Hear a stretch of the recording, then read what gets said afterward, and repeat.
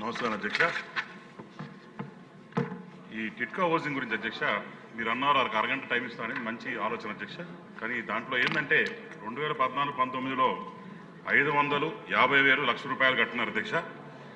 ఆ రోజు నుంచి ఈ రోజు వరకు కూడా మూలిగే నక్క మీద తాడికే పడ్డట్టు ఇంకా కూడా వాళ్ళ మీద ఈఎంఐలు భారం వేసి నక్క మీద తాడికే పడ్డట్టు ఇంకా కూడా వాళ్ళ మీద ఈఎంఐలు భారం వేసి ఆ పేదవాళ్ళకు కూడా ఇల్లు రానియకుండా ఎక్కడ కూడా డెవలప్మెంట్ చేయకుండా చేశారు అధ్యక్ష. 2019 నుంచి 24 చూస్తే కనీసం ఒక రూపాయి కూడా ఖర్చు పెట్టిన పాపాను పోలేదు.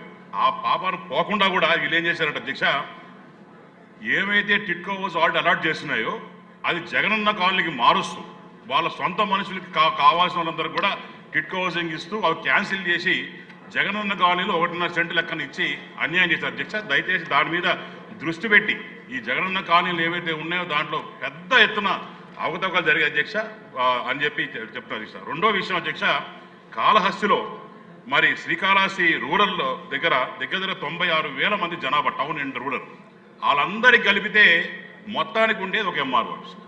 ఆ ఎంఆర్ఓ ఆఫీసులో సగం సేపు డ్యూటీ ఉండరు, సగం సేపు మిగతా పనిచేసే వాళ్ళు ఉండరు. అక్కడ ఉండే ఏవైతే ప్రజలు ఉన్నారో వాళ్ళు వెళ్ళి కూడా చెప్పుకుందామంటే అప్పుడప్పుడు ఎంఆర్ఓ ఉండే పరిస్థితి లేదు. అది ఎప్పుడెప్పుడు కూలిపోతుందో తెలియని భవనం. దయచేసి మీ ద్వారా నేను ప్రభుత్వానికి కోరేది ఏంటంటే, దయచేసి దాన్ని రెండిటిగా డివైడ్ చేసి శ్రీకాళహస్తి టౌన్, శ్రీకాళహస్తి రూరల్ అని 2 డివైడ్ చేసుకొని ఆ రెండింటికి వేరే ఎంఆర్ఓ ఇస్తే బాగుంటుందని చెప్పి తెలియజేస్తున్న అధ్యక్ష. ఇంకొకటి మీ దృష్టి తీసుకొస్తున్నా ఏంటంటే యూరియా అధ్యక్ష. యూరియా ఇది పెద్ద సమస్య అయింది అధ్యక్ష. కానీ ఈరోజు చూస్తే మన కూటమి ప్రభుత్వం తీసుకున్న చొరవతోని నిన్న కూడా సాయంత్రానికి 2,600 యూరియా బ్యాగులు వచ్చినట్టు ఉంది అధ్యక్ష. దాంతో మేము ఎంక్వైరీ చేసి వచ్చినాయి. కానీ మన ప్రభుత్వంలో కొంతమంది ఏం చేస్తున్నారంటే అది ఇచ్చేటప్పుడు కంపల్సరీగా గ్రోమర్ అను లేకుంటే ఇంకోటి కొనాలని చెప్పి రైతుల మీద ఒత్తిడి చేస్తున్నారని చెప్పి మాకు వచ్చింది అధ్యక్ష. దయచేసి తమరు మరి కన్సర్న్ మినిస్టర్ గారికి ఇచ్చి వాళ్ళకి ఆదేశాలు ఇచ్చి దయచేసి యూరియానే కష్టంగా ఉంటే వచ్చేదానికి ఇబ్బందిగా ఉంటే అది ఇవ్వడం పోయి దాంతోపాటు గ్రోమోర్ ఇంకోటి కొనాలంటే రైతులు ఇబ్బంది పడతారు. దయచేసి మీరు దృష్టి పెట్టి కన్సర్న్ డిపార్ట్మెంట్ చెప్పాలని ధన్యవాదాలు అధ్యక్ష. బోడి ప్రసాద్ గారు.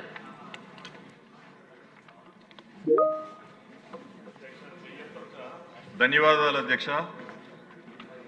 గత సంవత్సరం విజయవాడ బుడమేరు కట్టలు దిగి ముంపుకు గురైంది ఏ విధంగా మనం అందరం కూడా చూసాం. విజయవాడకి దిగువ ప్రాంతంలో మేమున్నాం. మాకు 3 చోట్ల ఈ బుడమేరు కట్టలు దిగి గ్రామాలపైకి నీరంతా వచ్చింది. ఇప్పుడు సమస్య ఏంటంటే పైనంతా కాంక్రీట్ వాల్స్ తోటి అన్నీ కూడా చేశారు. ఈసారి కనుక వరద వస్తే మా దగ్గర ఏదైతే 3 చోట్ల బుడమేరు కట్టలు దిగినాయో వాటిని ఇంతవరకు పూడ్చల. మళ్ళీ ఏదైనా క్లౌడ్ బరస్ట్ లాంటిది ఏదైనా వస్తే మొత్తం కూడా ఏదైతే విజయవాడకి దిగువ ప్రాంతంలో ఉన్నామో లోతట్టు ప్రాంతం అంతా కూడా వరదతో మునిగిపోయే ప్రమాదం ఉంది. ఏదైతే కంకిపాడు మండలంలో ఉప్పులూరు, తెన్నేరు, మంతెన గ్రామాలు, ఉప్పులూరులో మొన్న మేము రైతులు అందరం కలిసి ఏదైతే ఒక గండి పడిందో ఆ గండిని పూడ్చడానికి చాలా తక్కువ ఖర్చుతోటి సుమారుగా ప్రజలు మేము రైతులు అందరం కలిసి ఒక 5-6 లక్షల రూపాయలతోటే ఆ కట్టని పూడ్చడం జరిగింది. మేము అధికారుల్ని ఇరిగేషన్ డిపార్ట్మెంట్ని అడిగితే లక్షల్లో ఒక్కొక్క గండి పూడ్చడానికి 35 లక్షలు 40 లక్షలు అవుతుంది. మేము ఇప్పుడు మంత్రి గారి దృష్టికి కూడా తీసుకెళ్ళడం జరిగింది. ఏదైనా జరగరాని ప్రమాదం అనుకోకుండా జరిగితే మాత్రం చాలా ప్రమాదం జరిగే అవకాశాలు ఉన్నాయి. కాబట్టి మేమే చేద్దాం అనుకుంటే డ్రై స్పెల్ అనేది రావట్లా.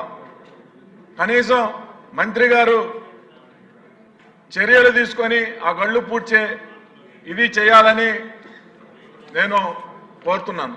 థ్యాంక్ యూ అధ్యక్ష.